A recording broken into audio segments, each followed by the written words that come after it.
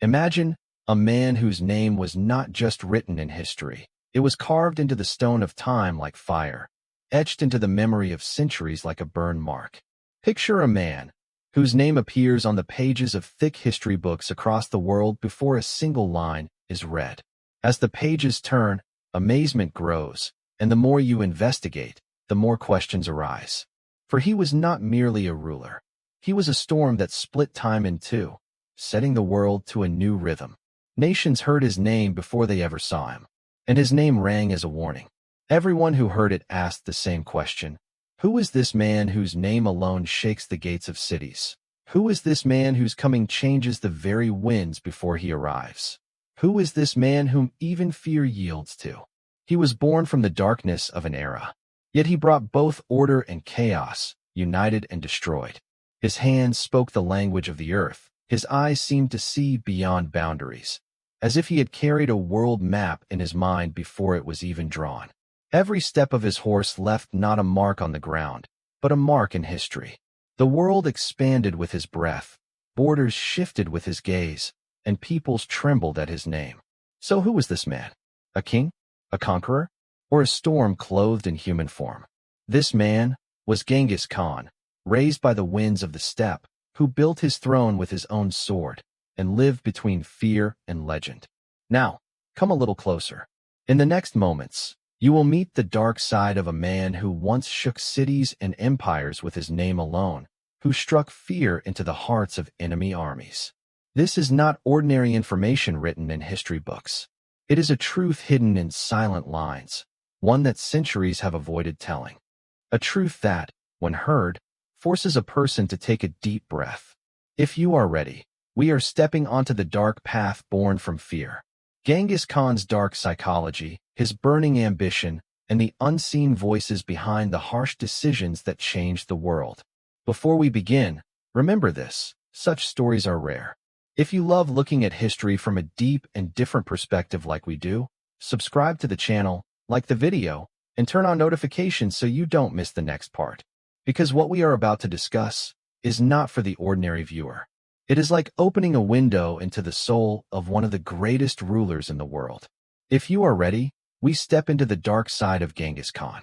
Genghis Khan, born Temujin in 1162 on the Central Asian steppes, in what is now Mongolia, came into a world far from peaceful. His father, Yasuji, was a respected leader among the Mongol tribes, and his mother, Holon, was a strong-willed and intelligent woman. His early childhood was filled not with hope, but with hardship.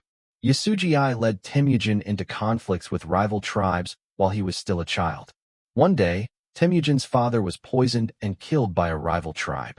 This loss was both a personal and familial tragedy for the young boy. After his father's death, Temujin and his family, his mother Holon and younger siblings, were left alone on the steppes. No tribe showed interest in protecting them. Hunger and danger shadowed every step. Childhood revealed to him the cruel face of the world.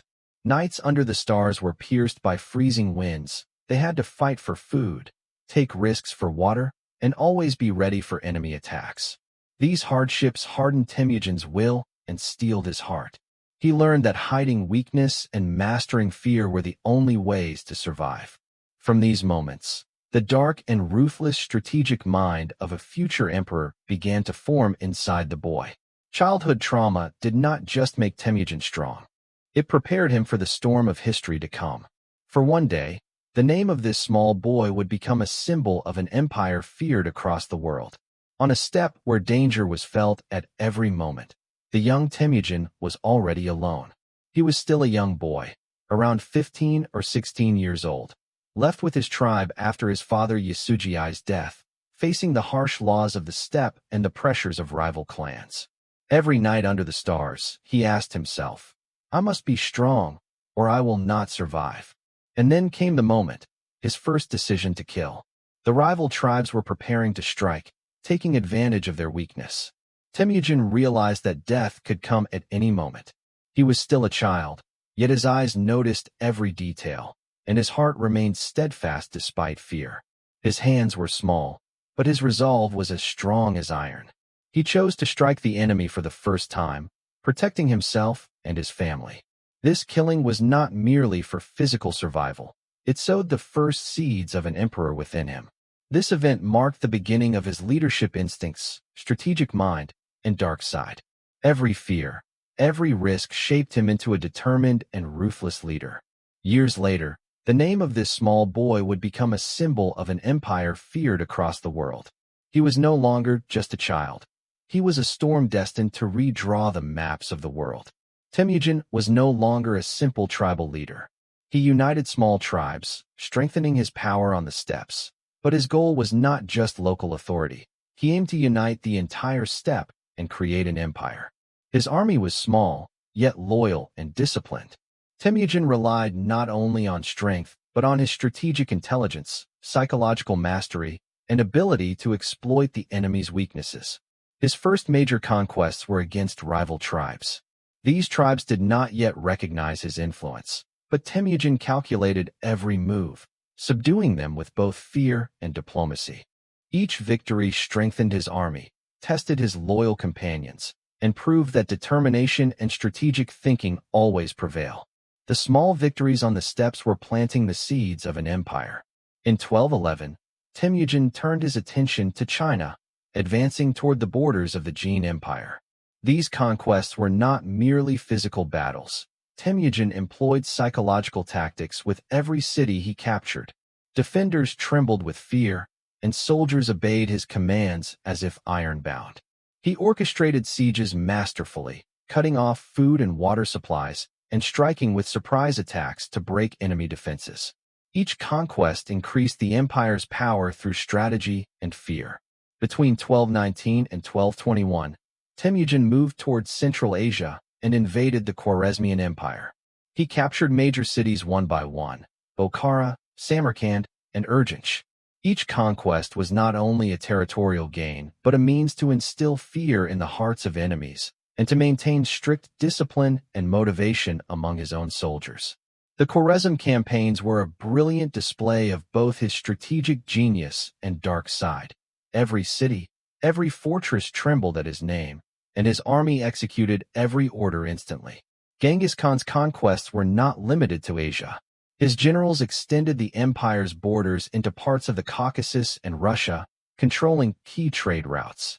Each conquest strengthened the empire and expanded its historical influence across the world map. Temujin commanded his army not only with swords and arrows, but also with fear and discipline.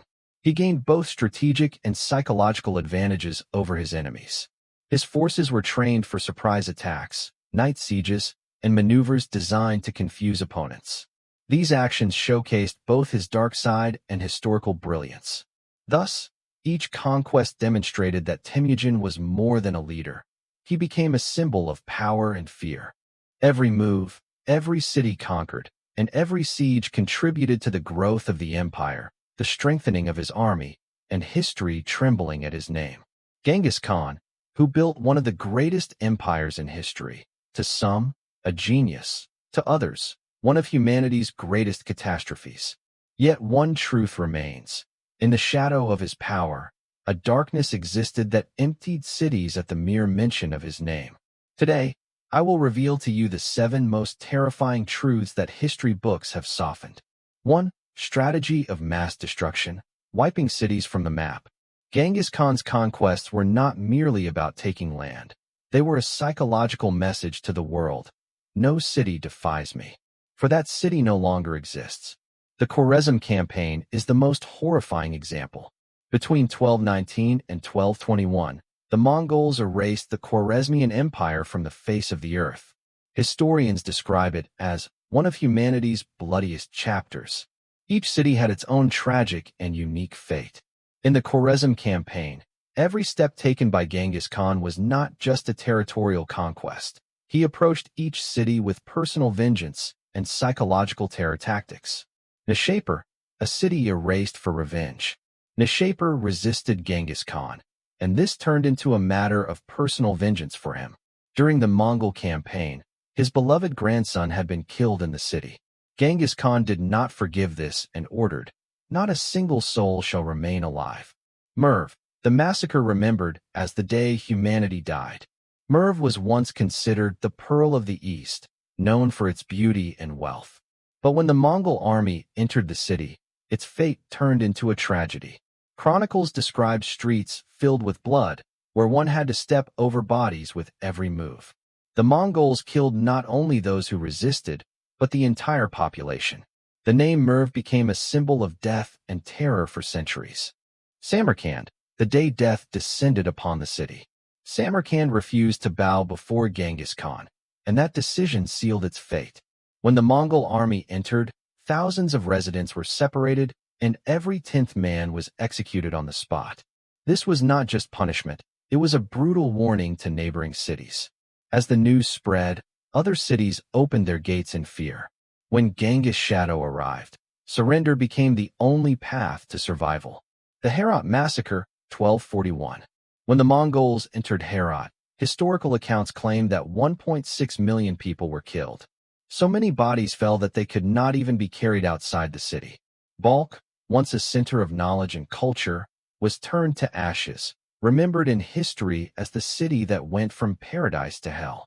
There are many more well-known and terrifying examples like these, each different in scale, psychological impact, and the message it carried. 2. A wounded soldier is a useless soldier. Cruelty toward his own army. Genghis Khan's army was one of the most disciplined and fearsome forces the world had ever seen. But behind that discipline was pure brutality. If a soldier retreated, hesitated, or disobeyed, he was executed instantly. Even wounded warriors were sometimes killed, because Genghis believed weakness could destroy the entire army. At times, the punishment extended to the soldier's family to ensure that fear remained absolute. As a result, every warrior lived between fear and discipline. 3. Destroying cities through starvation and thirst. Genghis Khan often used a method known as the Mongol blockade. He cut off water channels, burned grain stores, and forced entire populations into starvation and dehydration. This tactic not only physically destroyed the enemy, it broke them psychologically. Example: the siege of Zhengdu, Beijing. The city was left without food or water for a year. People died from famine and disease long before the final attack came. 4. Forced marriages and captured women. In every city the Mongols conquered, women were taken as captives. Many historical sources write that hundreds of women were brought to the Mongol court after each campaign. While this topic is debated among scholars, numerous records confirm it. Genghis Khan's goal was not only physical conquest. He sought to control families, bloodlines, and cultural heritage. 5. Erasing entire tribes for betrayal. To Genghis Khan, a tribe that betrayed him was not an enemy. It was something to be erased. Men were executed, women forcibly relocated to other tribes, children distributed among Mongol families. The tribe's very name vanished from history. For example, the Tatar tribe, who poisoned Genghis Khan's father Yasujii, was exterminated completely. 6. Night raids, turning fear into a weapon. Genghis Khan created special night assault units.